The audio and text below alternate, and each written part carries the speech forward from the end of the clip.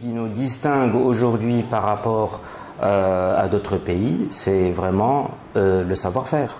Notre savoir-faire est très haut de gamme, très technique plutôt, et nous avons une main-d'œuvre quand même qui est assez qualifiée.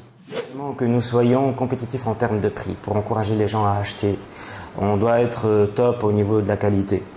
Donc pour avoir vraiment des gens qui vont acheter des produits de qualité à bon prix. Et surtout la réactivité. Donc ce qui distingue la Tunisie par rapport à ses concurrents, c'est vraiment la réactivité pour être proche, rapide, efficace et surtout flexible. Donc en termes de période où les articles en Asie n'arrivent pas à être livrés en Europe rapidement, la Tunisie doit être là pour vraiment satisfaire la demande et donc prendre un tout petit peu une partie de ce marché qui est quand même assez important. Les faiblesses structurelles, il y en a beaucoup. Franchement, déjà, il y a une lenteur en termes administratifs et ça, on le sait à tous les niveaux. La lenteur administrative n'arrange pas les choses. Aujourd'hui, pour lancer une nouvelle entreprise textile à l'exportation, alors il y a l'aspect douanier, bien sûr, à ne pas négliger, mais c'est pas tout. Après, il y a aussi obtenir les autorisations de fabrication et les autorisations d'exploitation. Tout ce qui est protection civile, le dossier peut prendre jusqu'à 2 ans des fois, donc on ne peut pas attendre 2 ans pour lancer un projet. L'infrastructure en termes de transport, de route, on a déjà du mal à trouver de la main-d'œuvre qualifiée proche de nous. Je ne dis pas que la main-d'œuvre qualifiée n'existe pas, de toute façon il y a des formations, on peut toujours les mettre à niveau. Mais par contre, au niveau de transport, on est obligé d'assurer le transport nous-mêmes. On ne peut pas se substituer au transport public. C'est pas possible. Et puis, j'insiste sur le fait que la sous-traitance ne paye plus aujourd'hui. La sous-traitance en elle seule, qui nous a vraiment permis à un certain moment de faire donc un bond vers l'avant pour la Tunisie, ça ne paye plus. Il faut vraiment des produits finis. Donc, qui dit produits finis, il faut des services annexes, donc tels que le développement, donc styliste, modéliste, etc. Il faut proposer des collections. Il faut avoir des tissus peut-être même en stock. Je ne sais pas, mais de toutes les façons, ça va engager des coûts supplémentaires. Et ça, il faut vraiment avoir une grande taille pour pouvoir le faire. Et c'est la clé de la réussite, entre autres, pour une entreprise.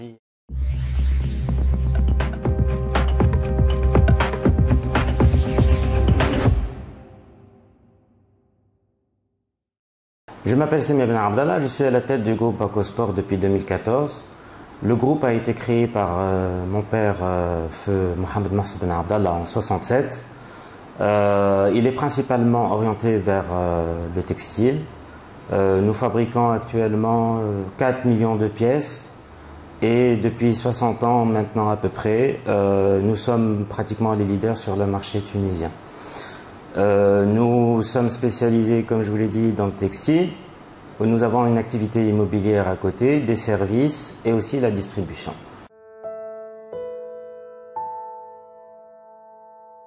Donc tout au début, nous avons commencé dans la partie bonnetterie. Donc nous faisions des articles pour des sous-vêtements principalement. Nous étions connus dans les années 80-90 par notre force dans le coton peigné 100%. D'ailleurs, nous avions une filature. Et puis, petit à petit, nous sommes concentrés sur des articles un peu plus haut de gamme, un peu plus techniques, comme les maillots de bain, comme les articles de sport, comme les articles de danse. Nous sommes principalement aujourd'hui orientés vers tout ce qui est fitness et swimwear. Aussi un peu de beachwear, un peu de pyjama. Mais il faut rappeler qu'en 67, lorsque mon père a créé le groupe, il s'est orienté vers une marque qui était connue à l'époque et un produit phare aujourd'hui qui représente la Tunisie, c'est le Meloul Fadila. Donc nous fabriquons le Meloul Fadila à 100% chez nous. C'est une marque et moi en 2016 je l'ai développé en plusieurs articles à part le Meloul lui-même. Donc en maillot de bain, en pantalon, en robe, même il y a une partie pour l'homme, mais principalement les marques Fadila et Bacosport. Fadila est orienté pour la femme et Bacosport pour l'homme. Nous opérons donc sur le marché local à raison de à peu près 1% de notre chiffre d'affaires, ce qui n'est pas du tout important par rapport au groupe. Le groupe est orienté 99% à l'exportation vers la France, l'Allemagne, la Turquie aussi, l'Espagne et l'Italie, et également la Russie. À un certain moment, nous avons exporté vers la Russie, l'Angleterre également. Nous restons principalement orientés vers le marché français, d'abord pour la communication, la proximité évidemment, comme un peu toutes les sociétés en Tunisie.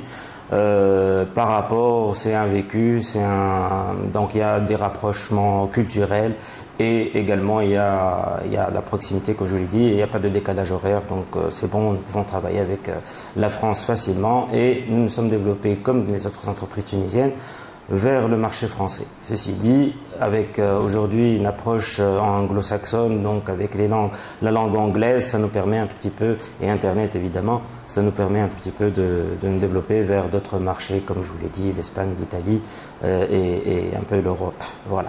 Donc nous travaillons avec Damar, avec La Redoute, avec Decathlon, Happy So en France aussi, et Pentier en Turquie, Linklalor en Italie, Calao en Allemagne, etc., etc.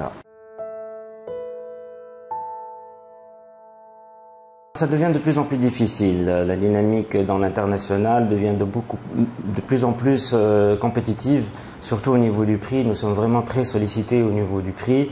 Nous devons donc compresser nos charges, nous devons augmenter l'efficience, nous devons chercher toujours moins cher en termes d'accessoires et bien sûr de tissus, ce qui n'est pas du tout évident parce que aussi tout ce qui est accessoires et tissus est fabriqué généralement en Europe, tout ce qui est bonne qualité. La Chine aujourd'hui produit beaucoup, mais avec les coûts de transport, ça devient difficile de devenir compétitif parce que les tissus et les accessoires, quand ils arrivent en Tunisie, ils vont être chargés de coûts supplémentaires, ce qui fait ça ne les rend pas du tout compétitifs. Et donc, par conséquent, nous aussi, on n'est pas très compétitifs en termes de prix. D'abord, par rapport aux composants du produit et en plus par rapport à la main-d'œuvre. Aujourd'hui, la main-d'œuvre envoie des pays émergents comme l'Éthiopie, comme l'Asie. C'est vrai que la Chine aujourd'hui n'est pas plus compétitive que nous d'un point de vue prix, mais quand même, ça reste un concurrent très important.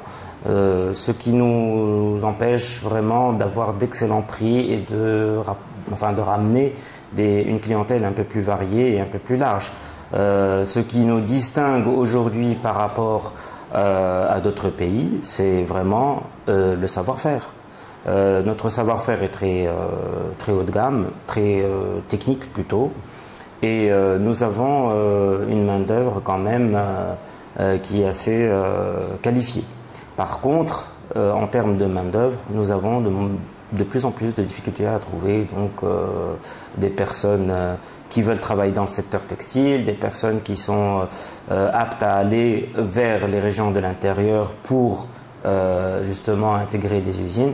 Nous travaillons en sous-traitance, très peu, en produits finis assez et en co-traitance, donc c'est la majorité de notre travail.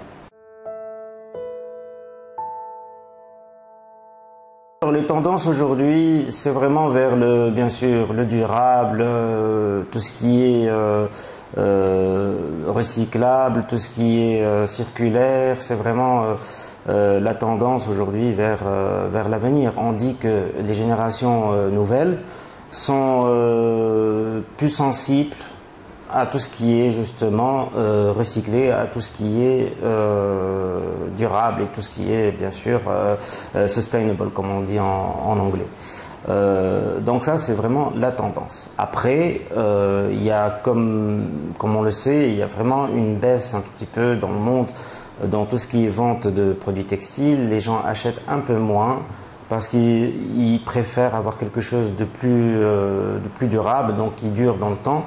Et ne pas vraiment s'orienter vers uniquement la fashion. On voit que les marques de luxe ont subi des baisses importantes.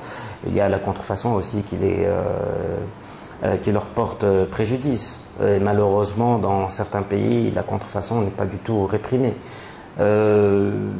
Donc par conséquent, il faut vraiment que nous soyons compétitifs en termes de prix pour encourager les gens à acheter. On doit être top au niveau de la qualité.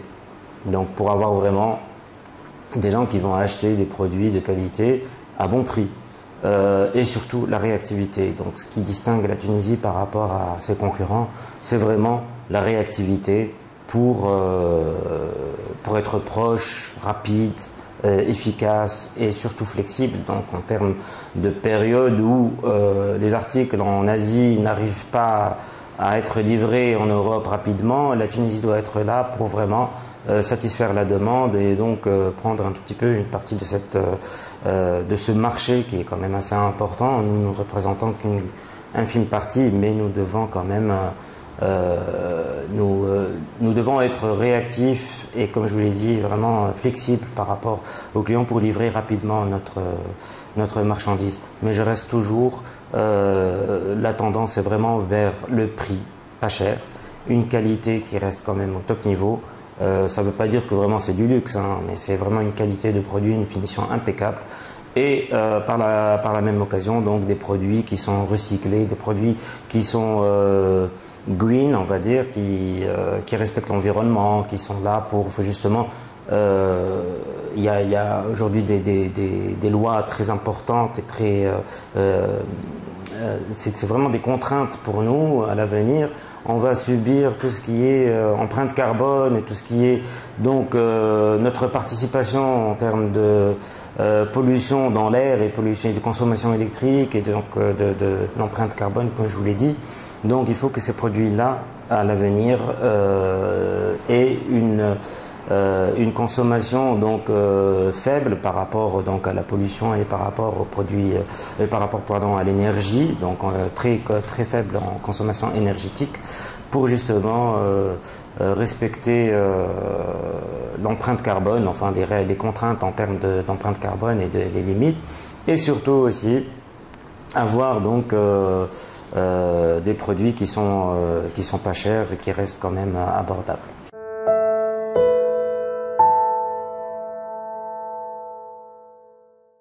En fait, notre force se situe au niveau des compétences avant tout. Donc, à partir du moment où on a des compétences à la fois en termes de management, en termes donc de gestion, en termes de leadership et en termes de qualification ouvrier, donc sur machine, je pense qu'une entreprise peut viser au long terme. Sans ça, on ne peut pas avancer. Parce que si on a les bonnes personnes là où il faut, aujourd'hui, on remarque qu'il y a une volatilité énorme en termes de personnel. Les gens quittent au bout d'un certain moment. Les nouvelles générations sont difficiles à gérer. Donc, il faut vraiment les motiver pour qu'ils restent avec l'entreprise, donc dans l'entreprise. Et en même temps, il faut penser à faire des investissements technologiques, des investissements informatiques, donc la digitalisation. L'entreprise 4.0 aujourd'hui, c'est un terme qu'on a vu depuis 2 à 3 ans, qui est très en vogue, très à la mode, mais on passera forcément bientôt à l'entreprise 5.0. Il y a des technologies qui sont à notre disposition, nous en parlerons tout à l'heure. Et il y a aussi des technologies et une digitalisation quand même qui est assez intéressante sur le marché. On peut avoir beaucoup aujourd'hui avec l'intelligence artificielle, qui n'est pas forcément le principal de l'entreprise, mais c'est aussi l'avenir. Il y a des technologies en termes de machines, de robotisation. Donc, moi j'ai vu sur des salons, notamment à Lyon récemment. Donc, il y a toute une partie qui est réservée à la chaîne de valeur. Donc, tout est informatisé, tout est robotisé. On peut introduire beaucoup de technologies nouvelles. Après, c'est un équilibre à faire en termes de coûts par rapport à la taille de l'entreprise. On ne peut pas tout faire à la fois, il faut vraiment prioriser. Il y a des projets à mettre sur pied, il y a des projets à lancer selon la stratégie, il faut coller à la stratégie. de l'entreprise. La stratégie, elle doit être dissipée, enfin plutôt, elle doit être transmise à tous les niveaux, donc du chef d'entreprise vers les cadres, vers les employés. Tout le monde doit participer à cette dynamique qui est quand même très importante pour l'avenir de l'entreprise. Et sans stratégie, on ne peut pas avancer. Nous, nos valeurs, c'est respect, engagement, confiance et appartenance. C'est un groupe qui s'est basé sur un esprit de famille depuis les années 67. C'est un groupe qui a évolué avec un personnel. Aujourd'hui, j'ai des personnes qui travaillent avec nous qui ont 40 ans d'expérience, qui ont 35 ans d'expérience. C'est fabuleux. Moi, je trouve que on se croise. Il y a 4 générations pratiquement qui se croisent tous les jours. Donc entre les générations lambda, Z, les générations alpha, etc. C'est impressionnant. C'est un groupe qui justement s'est basé sur aussi la diversité. Donc on a des gens qui sont de l'intérieur, des gens qui sont donc qui ont des diplômes bac plus 6, bac plus 4. Il faut vraiment que tout ça soit un bon mix pour que l'entreprise réussisse et aille vers l'avant. Donc notre force aujourd'hui, c'est vrai que nous sommes un peuple éduqué quand même. Nous avons une culture qui est assez ouverte et ça, c'est une force. Les faiblesses structurelles, il y en a beaucoup.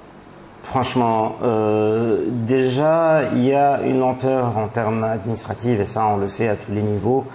La lenteur administrative n'arrange pas les choses. Aujourd'hui, pour lancer une nouvelle entreprise textile à l'exportation, alors il y a l'aspect douanier, bien sûr, à ne pas négliger, mais c'est pas tout. Après, il y a aussi obtenir les autorisations de fabrication et les autorisations d'exploitation. Tout ce qui est protection civile, ça prend, enfin le dossier peut prendre jusqu'à 2 ans des fois, donc on ne peut pas attendre 2 ans pour lancer un projet. Donc ça, c'est par rapport, je vous ai donné un exemple, hein, ce n'est pas tout. Après, il y a aussi structurel, il y a aussi un tout petit peu, dans la culture tunisienne, malheureusement, on a une main-d'œuvre qui n'est pas très travailleuse. Il y a un côté des fois nonchalant, il y a un côté bien qu'il soit bien qualifié et qu'on ait quand même un niveau assez intéressant, mais en termes donc de culture, on a ce problème de manque d'efficacité et de réactivité en termes de main d'œuvre. Après, l'infrastructure. L'infrastructure aussi, moi je cite un exemple, la semaine dernière j'ai eu 5 heures de rupture de courant électrique. 5 heures, ça chiffre quand même dans une entreprise, c'est énorme. On fait 42 heures par semaine si on a 5 heures de pause, alors que c'est des heures payées malheureusement. Comment on peut s'en sortir? Après, il y a aussi l'infrastructure en termes de transport, de route. On a déjà du mal à trouver de la main-d'œuvre qualifiée proche de nous. Je ne dis pas que la main-d'œuvre qualifiée n'existe pas. De toute façon, il y a des formations, on peut toujours les mettre à niveau. Mais par contre, au niveau de transport, on est obligé d'assurer le transport nous-mêmes. On ne peut pas se substituer au transport public. C'est pas possible. Une autre faiblesse, vraiment, malheureusement, c'est l'intégration. Dans le secteur textile, il y a une étude qui a été faite en 96 pour vraiment démontrer la nécessité d'avoir un secteur qui soit vraiment intégré. Donc en amont, on devrait avoir une alimentation en termes de tissus, d'accessoires, etc., de packaging et tout. Aujourd'hui, c'est vrai qu'on a tout ce qui est vignette, tout ce qui est packaging, tout ce qui est... les tissus, franchement, on n'en trouve pas. Hein. Les tissus, c'est un problème. Et si on doit ramener des tissus de l'étranger, alors on va subir les coûts, comme je l'ai dit tout à l'heure, et on n'est pas du tout compétitif. Et puis il y a un délai aussi. Donc moi, au lieu de fabriquer un article en 1 semaine ou 2 semaines, je vais devoir attendre peut-être 3 semaines la réception du tissu, plus le dédouanement, plus etc., etc. Donc ça fait que rallonger les délais. Et ça, c'est vraiment dommage. Donc il y a un tout petit peu le manque de ressources qui nous pèse beaucoup. Pas uniquement dans les matières, pas uniquement dans les accessoires, mais il y a d'autres ressources malheureusement qui sont même des ressources énergétiques hein, qui sont absentes. Le recyclage, il est aujourd'hui, tout ce qui est déchets aussi, on n'arrive pas à trouver comment recycler ça, alors que théoriquement on devrait avoir une législation claire. Alors pour bloquer, oui, ça existe, mais pour trouver des solutions, ça n'existe pas. Et puis j'insiste sur le fait que la sous-traitance ne paye plus aujourd'hui. La sous-traitance en elle seule, qui nous a vraiment permis à un certain moment de faire donc un bond vers l'avant pour la Tunisie, ça ne paye plus. Il faut vraiment des produits finis. Donc, qui dit produits finis, il faut des services annexes, donc tels que le développement, donc styliste, modéliste, etc. Il faut proposer des collections. Il faut avoir des tissus peut-être même en stock. Je ne sais pas, mais de toutes les façons, ça va engager des coûts supplémentaires. Et ça, il faut vraiment avoir une grande taille pour pouvoir le faire. Et c'est la clé de la réussite, entre autres, pour une entreprise. Si elle propose, il y a des pays, par exemple, je ne sais pas, comme les Pays-Bas, comme les pays nordiques, la Suède, etc. Ils demandent donc des collections qui soient prêtes. Vous devez avoir vos propres collections pour pouvoir les séduire. Ils ne vont pas venir par un modèle, voilà, on a besoin de ça avec une fiche technique et puis voilà, on vous donne le tissu et vous faites le reste. Non, ça c'est révolu. C'est vraiment dépassé. Et d'ailleurs, il y a des audits qui doivent accompagner tout ça, donc les audits GRS, les audits, il y a plein d'audits à faire en parallèle, donc l'écotex, pour justement justifier de la bonne démarche que vous suivez par rapport au développement de vos produits, que vous ne faites pas n'importe quoi, et pour pouvoir vraiment les vendre à l'étranger. Donc il y a beaucoup de travail à faire en amont par rapport à ça. Il y a plusieurs en fait scénarios possibles. Le premier, c'est vraiment à la base, il faut d'abord étudier le marché. On ne peut pas attaquer un marché si on ne sait pas les tendances, si on ne connaît pas les vrais influenceurs, on va dire, en termes d'achat, les grandes plateformes d'achat, etc. Donc, il faut toujours se faire assister par des experts. Alors, le CEPEX, à un certain moment, nous assistait dans ce sens-là. Ils organisaient des B2B. Le B2B est très important et c'est ce qui marche avec certains pays. Sinon, il y a les salons. Sur les salons, il y a des rencontres qui se font aujourd'hui, même si le virtuel l'emporte beaucoup plus. Il y a l'Internet, il y a 36 000 moyens pour aller vers être beaucoup plus moderne, mais ça reste quand même le contact physique. Et puis, il y a de belles rencontres qui se font généralement sur les salons. Et ça peut être aussi un fournisseur qui vous ramène un client. Donc, il y a plusieurs approches possibles. Mais principalement, moi, je crois beaucoup au B2B. Sur 10 clients, on peut peut-être arracher un client ou deux. Il ne faut pas être trop gourmand, il ne faut pas être trop optimiste, mais il faut vraiment s'acharner et travailler d'arrache-pied pour vraiment avoir, si on veut diversifier sa clientèle, bien sûr, parce que rien n'est sûr. Après, par rapport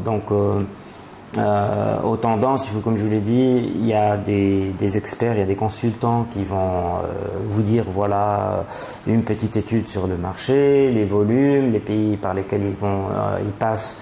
Il y a des pays qui peuvent réussir avec eux, il y a des pays qui ne peuvent pas, les droits de douane, il faut préparer bien sûr toute une panoplie de réponses à des questions standards qu'on connaît, le délai de livraison, combien dure le délai de développement, les MOQ, donc les quantités minimales à fabriquer. Préparer tout ça, essayer de comprendre ce qui les séduit et vraiment avec ces études-là, on prépare un bon travail, une belle collection, un bon prix bien étudié avec bien sûr des targets qui sont bien décortiqués pour pouvoir argumenter, voilà, on peut faire ce produit-là, mais avec un autre tissu, ça peut coûter moins cher, et aller vraiment rencontrer les personnes. Après, bien sûr, c'est chacun son côté commercial, son côté, sa fibre commerciale, on va dire, c'est pas donné à tout le monde, il faut vraiment être un bon commercial pour pouvoir arracher de belles commandes. Mais si on va juste d'une manière nonchalante, on ne va pas réussir, ça c'est clair. Il y a beaucoup de marketing, donc ces termes de 4.0, 5.0, empreinte carbone, recyclable, tout ça c'est du marketing pour moi. Il y a une grosse part de marketing, mais le marketing est toujours basé sur quand même des tendances ou bien des études de marché ou bien des comportements du consommateur. Donc pas totalement faux. 4.0 et la digitalisation, c'est très important pour moi. Et aujourd'hui, une société tunisienne ne peut pas réussir si elle n'investit pas dans la digitalisation. Nous investissons peut-être dans les 2-3% du chiffre d'affaires. Bon, un chiffre d'affaires qui est assez important, ça a quand même sa chiffre. Et c'est nécessaire. Donc chaque année, il y a quand même un investissement qui se fait en termes de digitalisation. Donc ça peut être du software. Nous développons nous-mêmes nos propres logiciels, des fois nos propres applications. Donc nous avons quand même des petits génies qu'on appelle des MacGyver. Donc soit on leur propose une problématique et ils proposent des solutions, soit on lance un projet pour donc améliorer un KPI, donc un indicateur donné, et à ce moment-là on lance un projet et puis on se dit voilà, aujourd'hui l'être humain il est là, mais il doit se faire assister par l'informatique, donc par tout ce qui est informatique. Il y a quand même une panoplie immense en digitalisation et en informatique. Tout peut être résolu. Moi-même, je suis impressionné des fois quand je voyage, tellement c'est sophistiqué, tellement l'approche elle est fluide et elle est facilitée par la digitalisation et par l'informatique, par le côté informatique. Donc, aujourd'hui, il y a aussi le BI, il y a l'intelligence artificielle. Aujourd'hui, on doit se faire assister. Donc, l'être humain, il doit monter on va dire en compétences. Donc, c'est plus l'exécution, toute la partie exécution elle doit être gérée par des ordinateurs. Moi, j'ai vu donc des machines qui peuvent vraiment jouer le rôle de personnes. Donc, on évite les accidents de travail, on évite beaucoup de pertes de temps et beaucoup de pertes d'argent, donc forcément. Donc il y a la robotisation à mettre au plus vite au profit de l'entreprise. Et là intervient l'entreprise 5.0. C'est là où on a des process qui sont informatisés et où on a une technologie qui intervient à tous les niveaux. L'être humain, il est là juste pour chapeauter et donc c'est la résilience, c'est la durabilité, c'est faciliter le travail, c'est gagner du temps, gagner de l'argent. Et qui ne s'améliore pas recule. C'est une question très très intéressante. Moi-même, je me suis posé cette question plusieurs fois. C'est difficile. Difficile à répondre. De un, parce qu'il y a une situation géographique, il y a un historique, il y a une culture derrière, il y a aussi une communication, une manière de communiquer, il y a une approche au niveau des achats. Les Américains n'achètent pas de la même manière que les Européens, les Asiatiques n'achètent pas de la même manière que les Européens. On a toujours pensé à un marché alternatif, on va dire un marché de substitution, c'est tout ce qui est donc Moyen-Orient, on va dire bon, l'Arabie Saoudite, le Koweït, ça reste quand même des petits marchés. C'est pas la même population, c'est pas la même culture que nous ne sommes pas forcément adaptés à ces marchés-là. Il faut une préparation, donc dès maintenant, si on veut vraiment, on va dire préparer une secours. Donc c'est ça la question, c'est si jamais on a, je vais vous raconter une histoire, si jamais on a des barrières à l'entrée, comment faire? Donc si par exemple le marché européen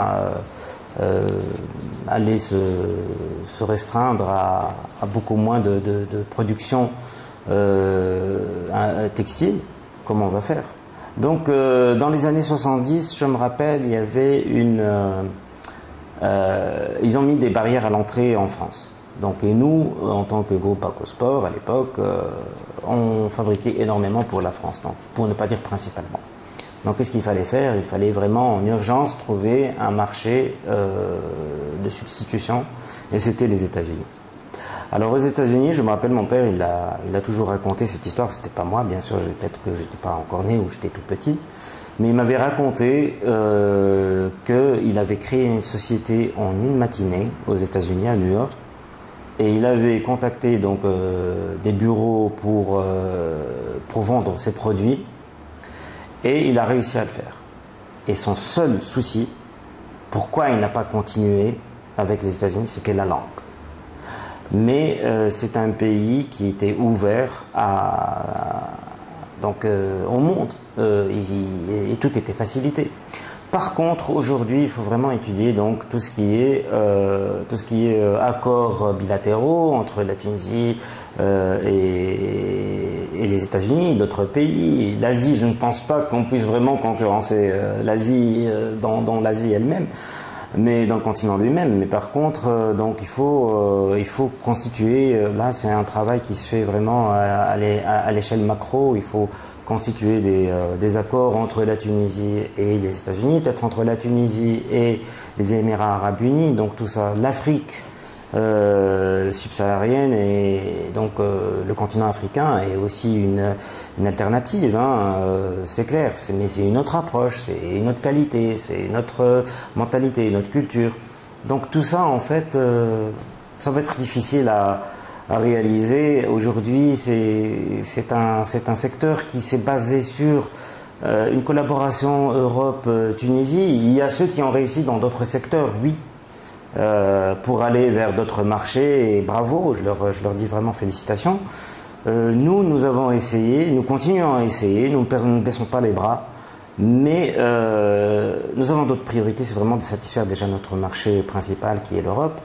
Ceci dit, moi je suis quelqu'un qui pense énormément à diversifier pour minimiser le risque.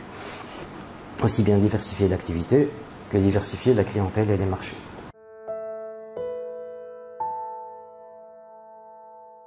En tant que marque Bacosport et marque Favila, j'ai toujours cherché à développer à l'étranger mes marques, donc à les distribuer à l'étranger, à m'installer, à faire des partenariats ou accorder des franchises à des personnes dans d'autres pays. Alors, par contre, nous avons réussi en partie et nous avons échoué, bien sûr, de l'autre côté. Tout ce qui est article standard, on va dire un modèle qui existe à l'étranger, un t-shirt, un polo, un pantalon, une veste, un maillot de bain, c'est très difficile à concurrencer. Pourquoi?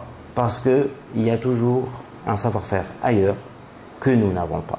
C'est vraiment le savoir-faire en termes de développement, donc en termes de stylisme, modélisme, en termes de tendance, en termes artistiques. Nous manquons de fibre artistique énormément, je l'ai remarqué. Il y a très peu de gens en Tunisie qui ont cette fibre artistique où ils peuvent vraiment inventer des modèles ou créer des collections qui sont plus que tendance, parce que vraiment il faut être plus que tendance. Il y a la tendance, il y a la mode, mais là vraiment il faut être super mode pour pouvoir concurrencer ce qui existe déjà et qui a forcément un historique quand même assez long. On ne peut pas concurrencer les Italiens, les Français, voire peut-être même les Anglais, dans leur création, dans leur développement de produits, dans leur approche artistique. C'est génétique, je dirais, peut-être.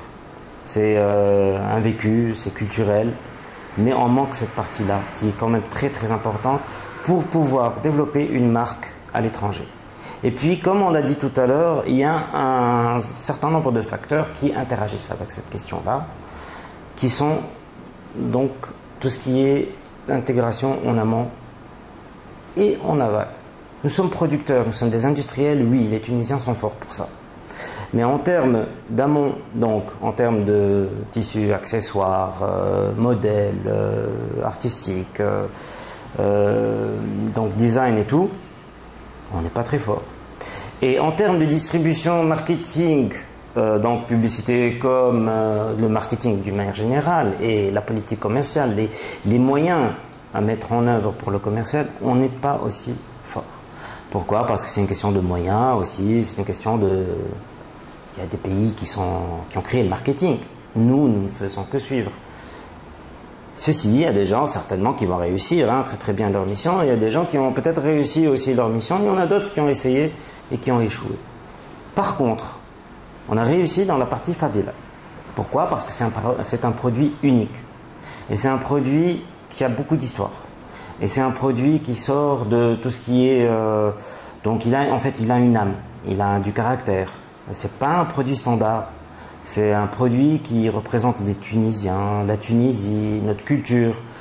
Donc les gens en ont un peu assez. Il y a une certaine catégorie de personnes ou une part de marché, une partie du marché des consommateurs qui s'intéressent justement à tout ce qui est un peu original, un tout petit peu exotique, un tout petit peu, voilà, ils en ont marre de tout ce qui est, oui, bon, une robe, un t-shirt Zara, un t-shirt Mango, je sais pas quoi.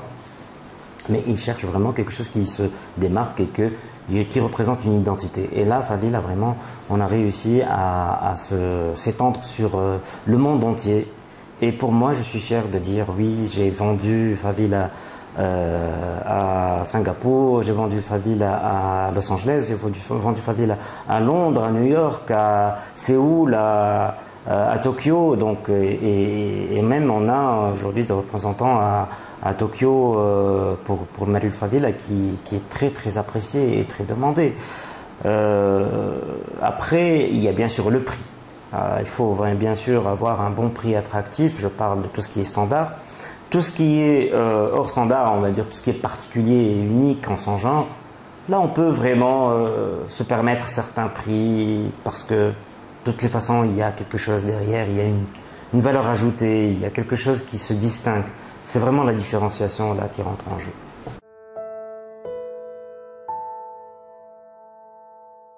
Il y a quelque chose de très très important, c'est qui a été dit, c'est problématique, solution et moyens. Donc on a ces trois facteurs, ces trois éléments. La problématique, il faut qu'elle soit claire. Donc moi j'ai une problématique en tant que CEO de Pacosport dans une de mes entreprises et j'ai besoin donc d'une solution. J'ai besoin de ressources à la fois financières et à la fois donc technologiques ou bien on va dire le savoir-faire pour résoudre cette problématique. On ne peut pas tout avoir en interne. Donc, mon personnel ne peut pas tout résoudre. Des fois, je suis appelé à travailler avec l'extérieur. Donc, soit je vais demander à un consultant ou une entreprise qui est quand même connue pour développer donc une solution à ma problématique, soit je vais accompagner donc une start-up pour qu'elle arrive à résoudre ma problématique et je lui donne les moyens. Donc mon intervention, là, elle sera au niveau problématique, approbation de la solution et financement bien sûr des ressources nécessaires pour cette start-up pour l'accompagner. Ceci dit, si elle réussit et si je trouve que c'est des gens qui sont professionnels, qui sont techniquement compétents, l'idée va venir systématiquement à développer, donc déjà, donc à les aider plutôt à développer leur business ici en Tunisie et surtout le développer à l'étranger parce que la Tunisie quand même reste un petit marché. À l'étranger, on aura plus d'opportunités. Aujourd'hui, il y a Internet. Internet en 96, 94, je crois 95, n'existait pas autant qu'aujourd'hui. Aujourd'hui, il n'y a plus de limites. Pour moi, quand on entre dans l'Internet, c'est le monde qui nous appartient. C'est plus... quand on sort sur Internet, on ne va pas être limité uniquement aux produits tunisiens. On peut aller vers le monde entier. Donc, systématiquement, s'il y a des compétences, s'il y a un bon feeling de leadership, de commercialisation, ces gens, ils peuvent commercialiser, ils ont un produit qui tient la route. Bien sûr qu'on financera, bien sûr qu'on les accompagnera. On a toujours accompagné les jeunes. C'est connu, le groupe Pacosport est connu pour ça, pour l'intégration des jeunes dans le secteur textile, pour la formation des jeunes dans le secteur textile. On avait des centres de formation, on continue toujours à former, à accepter des gens à faire des stages. Je ne suis pas le seul, je pense que plusieurs entreprises font comme nous, mais celui qui ne travaille pas en prenant compte de son environnement ne peut pas réussir. Pour moi, il n'aura aucun apport à son pays. Et s'il y a un minimum de patriotisme et d'amour pour son pays et pour ses confrères, franchement, il faut aider ces gens-là, il faut aider son environnement, il faut aider l'infrastructure autour. Ça, c'est l'approche sociétale. On est obligé de faire un peu d'RSE quand même, d'encourager, de penser plutôt à son environnement, parce que l'environnement lui-même va créer après des ressources pour l'entreprise qui va évoluer. Donc il faut que tout le monde évolue en même temps.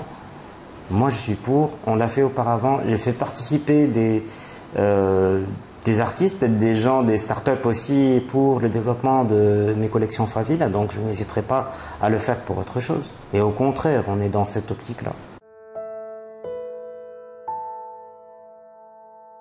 L'approche carbone, c'est un souci majeur depuis très longtemps. Il y a aussi la traçabilité, donc il n'y a pas que l'approche carbone, il y a deux facteurs très importants, mais on va parler surtout de l'approche carbone. C'est vraiment la traçabilité donc, du produit, de savoir chaque composant, d'où il vient, comment il a été fabriqué, par où, par qui et à comment.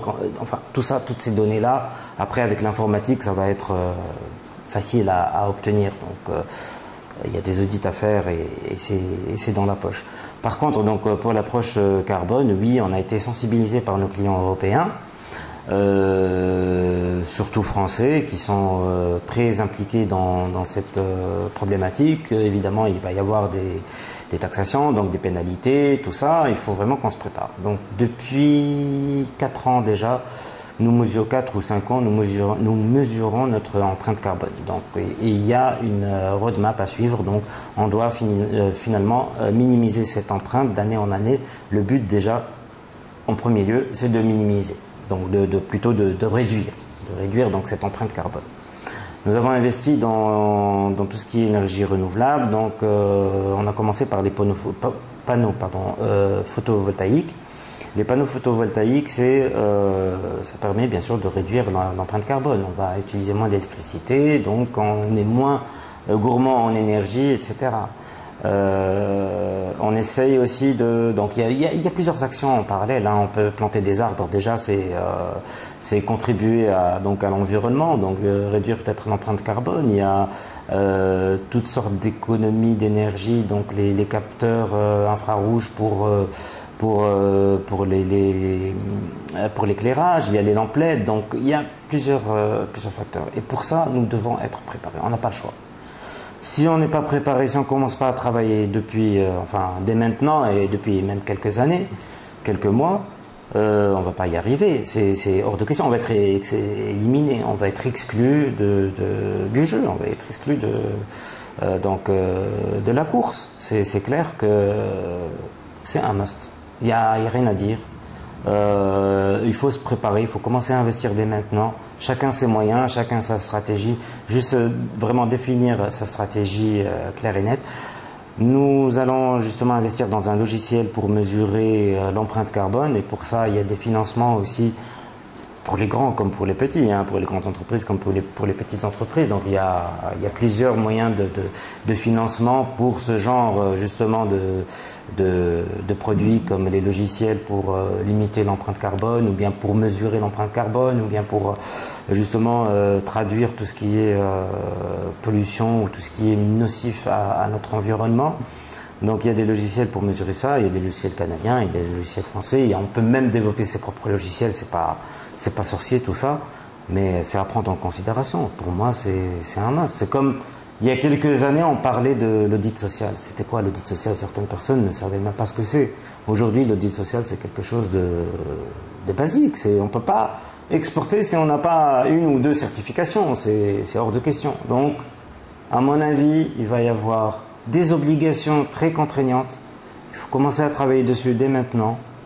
Si on ne le fait pas, on sera complètement à côté. Moi, l'upcycling, je n'y crois pas beaucoup. J'ai toujours pensé que c'était un argument marketing. Pour moi, c'est un argument marketing, purement marketing.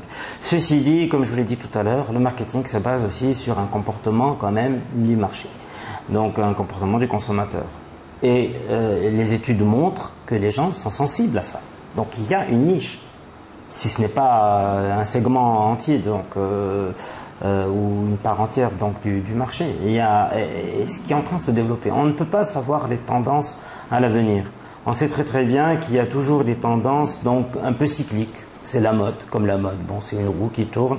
Parfois on revient vers les mêmes coloris, les mêmes constructions d'articles, etc. Donc après, il y a aussi donc, des tendances aujourd'hui. La tendance, c'est vraiment le recyclé, le sustainable, je sais pas quoi, le green, celui qui consomme moins d'énergie, celui qui est à partir de déchets, on peut reproduire, on l'a fait, ça, on a même construit des collections entières avec l'aide aussi justement de jeunes de l'INSAT Salalel. Et évidemment, on peut très bien construire des collections entières en recyclé, c'est très demandé et ça va être peut-être l'avenir, comme ça va être oublié. Pour moi, je l'ai dit, c'est un argument marketing et qui aide aujourd'hui beaucoup de marques et d'entreprises à se développer dans le recyclé. Par contre, et alors là, il ne faut pas l'oublier, ça coûte très cher. Hein. Les articles recyclés coûtent énormément cher. Et c'est la contrainte majeure. Donc on ne peut pas réussir la partie recyclée si on n'arrive pas à maîtriser les prix.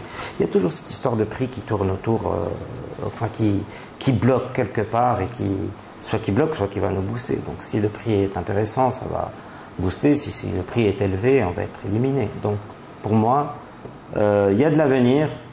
On ne peut pas être sûr si oui ou non, ça va durer. Si les prix sont intéressants, je pense que le marché sera demandeur et petit à petit. Mais si entre un article recyclé et un article qui n'est pas recyclé, il y a une différence de 30%, les gens vont finalement penser un tout petit peu à leur poche. Le message à communiquer à mes confrères, à mes amis, aux jeunes et moins jeunes du secteur textile, donc les managers, vraiment mettez-vous à niveau par rapport aux tendances de management d'abord. Technique, je sais que tous vous êtes forts en technologie, en technique et en savoir, on ne va pas vous apprendre votre métier. Ce qui manque, c'est vraiment essayer avoir des formations. On est tous appelés, on n'a pas le temps, nous, en tant que manager, mais moi-même, je subis des formations. Celui qui ne se forme pas n'avance pas. Et surtout, restez solidaires entre vous. N'ayez pas peur de collaborer, d'aider votre confrère.